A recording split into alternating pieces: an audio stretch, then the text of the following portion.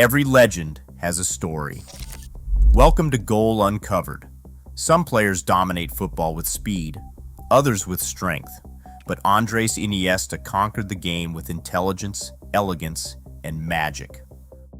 On May 11, 1984, Andrés Iniesta Lujan was born in Fuentealbilla, a quiet village of Castilla-La Mancha.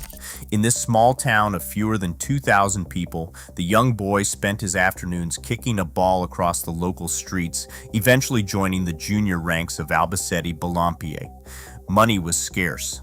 To support his passion, his father, Jose Antonio, saved his wages for 3 months to buy his 12-year-old son his first real pair of Adidas Predator boots. That same year, in the summer of 1996, his talent stood out at the Brunete Youth Tournament. Barcelona scout Joan Martinez Villaseca watched the small midfielder glide past opponents, immediately alerting youth coach Albert Benages. By September, the 12-year-old was heading to Catalonia. Leaving behind his parents, his sister Maribel, and everything he knew, he arrived at the stone walls of La Masia. His first night alone in the dormitory was defined by tears of homesickness, a quiet isolation that tested his resolve before he ever stepped onto the training pitch. Inside the training grounds of La Masia, the raw talent of the young boy met a rigorous curriculum of spatial geometry. The academy prioritized mental speed over physical power, defining its play through relentless technical repetition. The daily routine revolved around the rondo, a high-intensity possession game where players worked in tight circles to shield the ball under pressure. Here, he learned to survive in crowded spaces by constantly scanning his surroundings before the ball even arrived.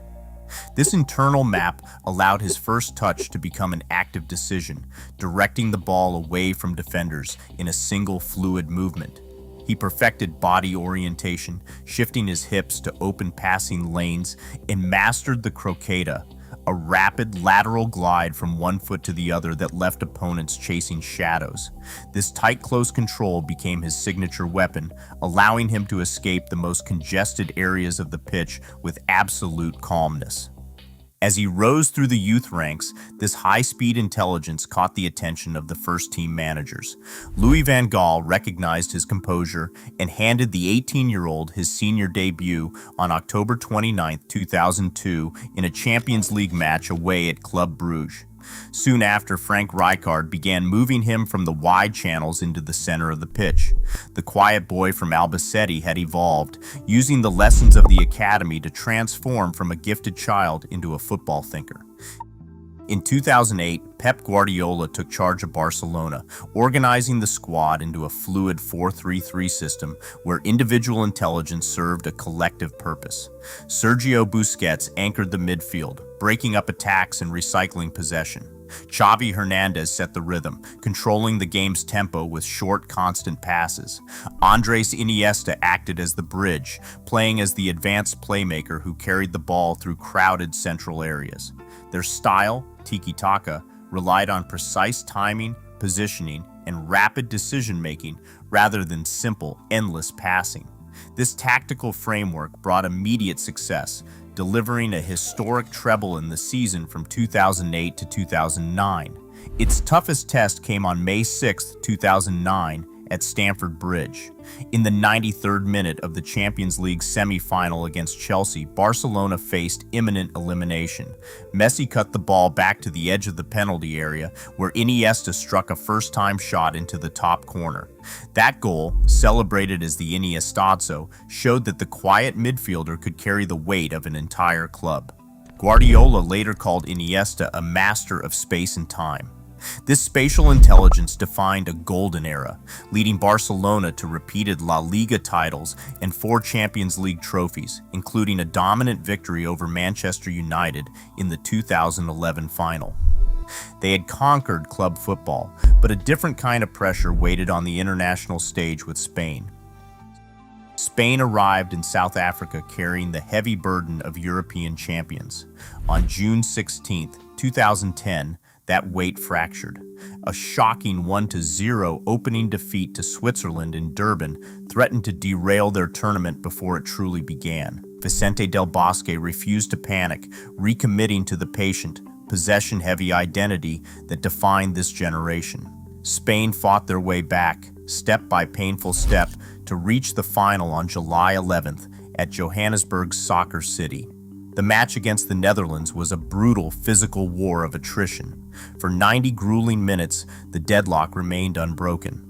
As the game entered extra time, exhaustion set in, and the tension inside the stadium became almost suffocating.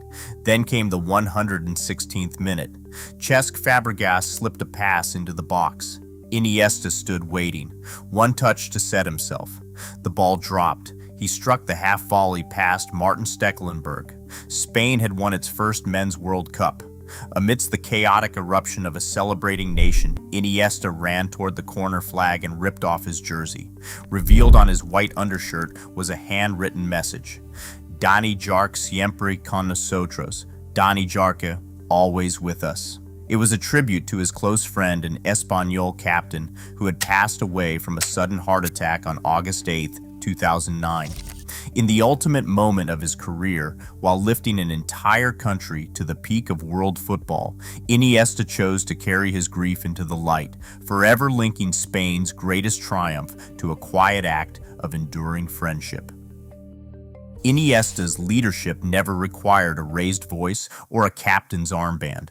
Instead, his authority lived in his actions, a steady presence that elevated everyone on the pitch.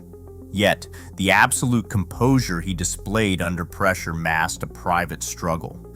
Following the 2009 treble, he experienced what he described in a 2016 interview as a deep, persistent unease, not a defined illness, but a heavy emptiness. He quietly sought professional help from psychologist Inma Puig, showing that vulnerability and elite performance could coexist. By speaking openly, he proved that true strength lies in knowing when to ask for help, a grounded perspective that would soon guide his decision to leave his life in Barcelona behind.